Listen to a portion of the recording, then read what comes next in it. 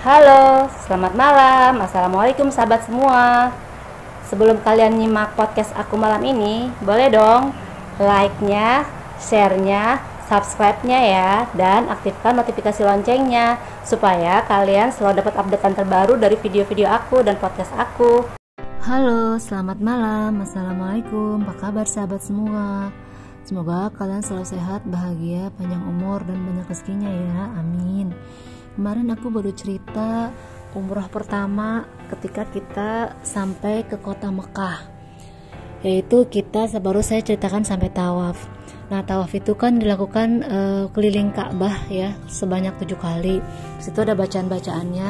Saya nggak hafal sih, tapi karena saya juga pada saat melakukan pun juga kurang hafal, jadi saya menggunakan buku pegangan dari Departemen Agama.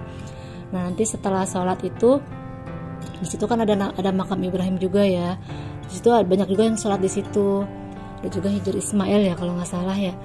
Terus di sekitaran Masjidil Haram itu setelah kita tawaf itu kita sholat sunat ya.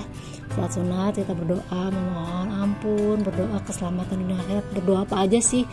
Aku sih kalau sempet ya aku bacain tuh doa yang udah aku catat ya di buku doa. Maksudnya aku bawa buku tulis yang isinya doa-doa, baik doa aku pribadi, doa buat keluarga besar, doa titipan teman-teman. Kalau sempet aku bacain semua.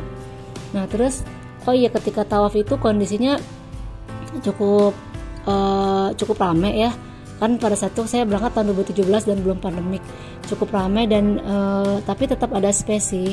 Cuman ya hati-hati aja kalau misalnya teman-teman belum pernah umroh sama sekali dan belum tahu gitu kan ya, lebih baik sih ikut rombongan. Takutnya kalau misalnya nggak ikut rombongan takut linglung aja. Terus teman-teman ya, sahabat-sahabat semua itu kalau di sekitaran kalau misalnya in case kita batal wudhu gitu ya ketika tawaf, kan tawaf tuh harus berwudhu ya kondisinya. Kita bisa wudhu teman-teman sahabat semua. Jadi di antara misalnya ini kan Masjidil Haram ya, Ka'bah di tengah, lalu sekitarannya kita tawaf.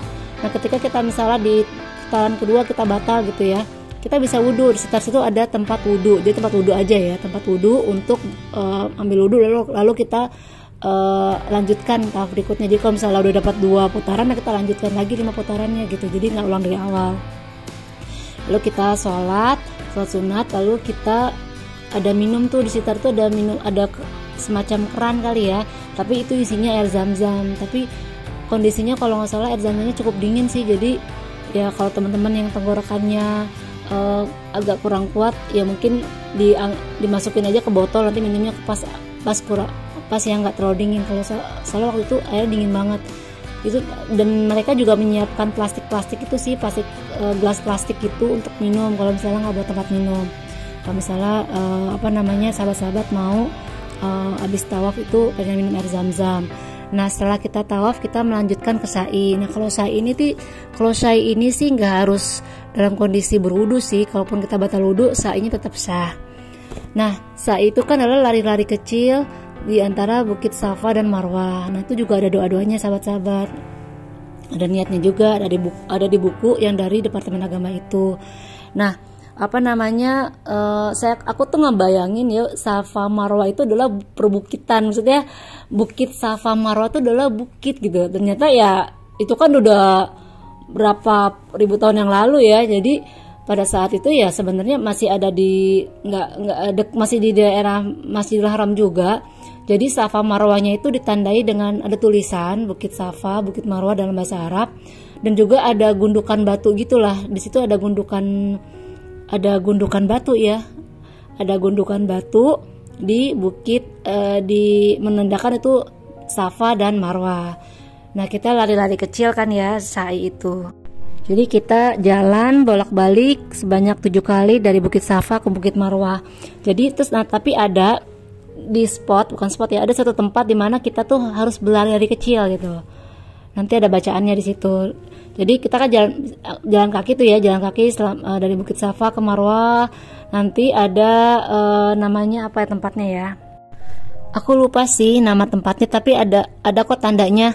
Nanti juga dari pembimbing juga akan dikasih tahu bahwa kalau misalnya kurang lebih itu sekitar 100 meteran lah ya, 100 meter per 200 meter kita lari-lari kecil. Jadi bukan jalan tapi lari-lari kecil aja gitu. Nah setelah itu kita setelah 7 kali, nanti setelah biasanya sih banyak juga yang di Bukit Safa, di Bukit Marwah itu berdoa gitu ya, sampai Bukit Safa berdoa, sampai Bukit Marwah berdoa.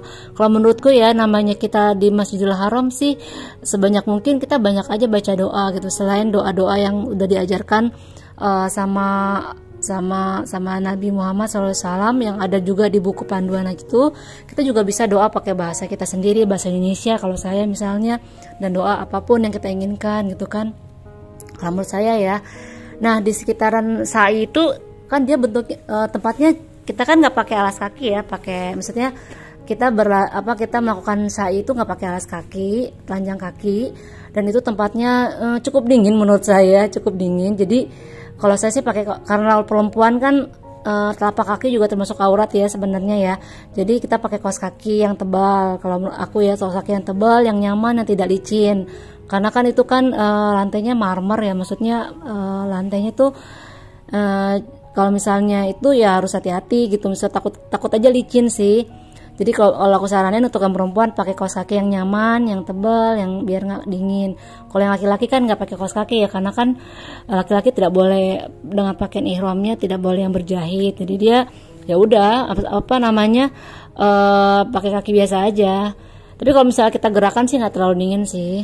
Nanti habis itu setelah kita sa'i, biasanya kita ada di Bukit Safa dan Marwah itu, dan di sekitaran itu juga ada air zam-zam. Jadi air zam-zam tuh ada di mana-mana di Masjidil Haram, di setiap sudut kayaknya banyak gitu air zam-zam, keran air zam-zam itu. Jadi di tempat sa'i pun juga banyak air zam-zam. Jadi sahabat-sahabat kalau misalnya aus ya bisa isi botolnya dengan air zam-zam, atau juga disediakan juga sih gelas plastik untuk kita minum langsung dan dibuang ke tempat sampahnya, ada juga di situ sahabat-sahabat. Habis kita sa'i, kita tahalul. Tahalul tuh memotong rambut, baik laki-laki maupun perempuan. Jadi memang, saya lupa bilang di awal, ketika kita melakukan umroh kita harus bawa gunting. Gunting itu fungsinya apa? Fungsinya adalah untuk memotong rambut, untuk tahalul. Jadi ya udah potong aja, ya secukupnya sih. Kalau aku dulu cuman motongnya, pokoknya ambil yang penting kita tahalul, potong rambut gitu. Misalnya potong rambutnya itu bukan potong rambut gimana, tapi kalau aku yang perempuan ya potong rambut aja misalnya sedikit gitu ya, di bagian poni atau di bagian rambut belakang gitu dipotong sedikit. Begitu juga laki-laki juga dipotong tahalul.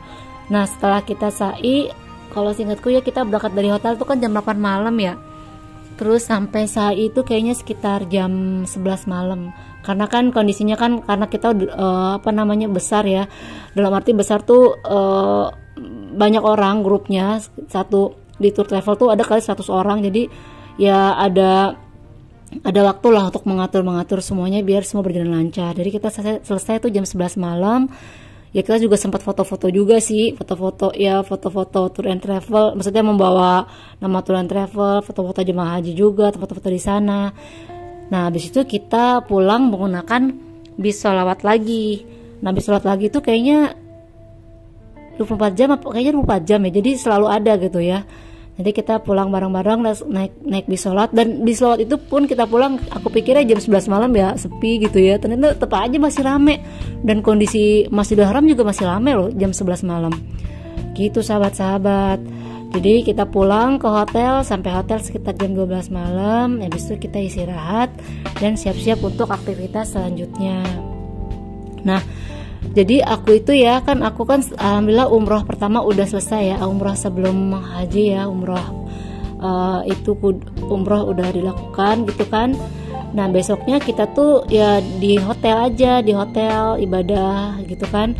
Nah menunggu hari dari mulai di hotel sampai kita pelaksanaan puncak ibadah hajinya itu kita di hotel selama 10 hari.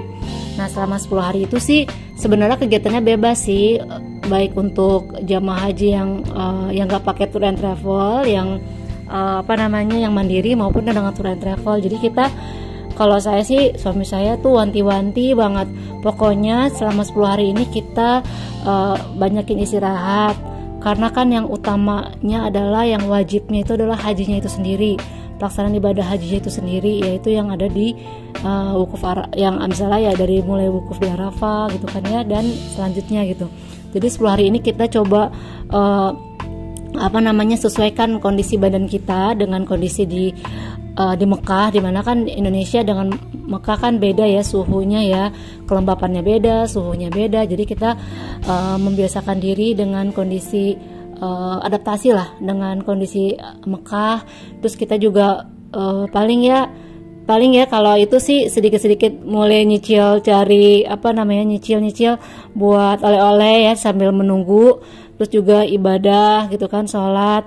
Kalau sebenarnya aku sih pengen banget setiap hari tuh sholatnya tuh di Masjidil Haram. Kalau bisa tuh 5 waktu di Masjidil Haram, karena kan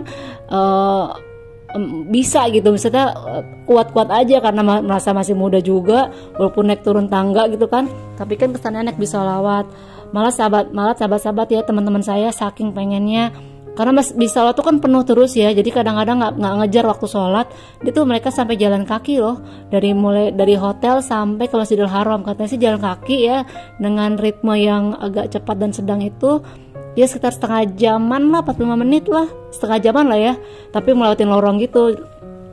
Cuman suami saya tuh wanti-wanti ya jangan memaksakan diri gitu kan. Memang kalau kamu ingin banget Masjidil Haram tiap hari, nanti aja setelah hajinya udah tertunaikan, boleh kamu tuh ke Masjidil Haram deh gitu kan. Kalau sekarang kita ini aja yang ya sholatnya ya sekitaran di hotel aja, ke Masjidil Haramnya nanti aja, karena kan memang sih kondisinya makin lama makin rame sih Masjidil Haram ya, mendekati.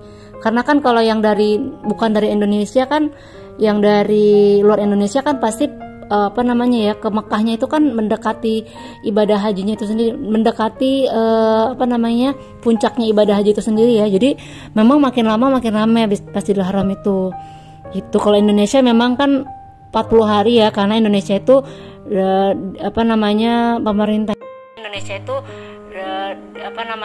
pemerintah itu punya pertimbangan sendiri kenapa kita ibadah hajinya itu 40 hari.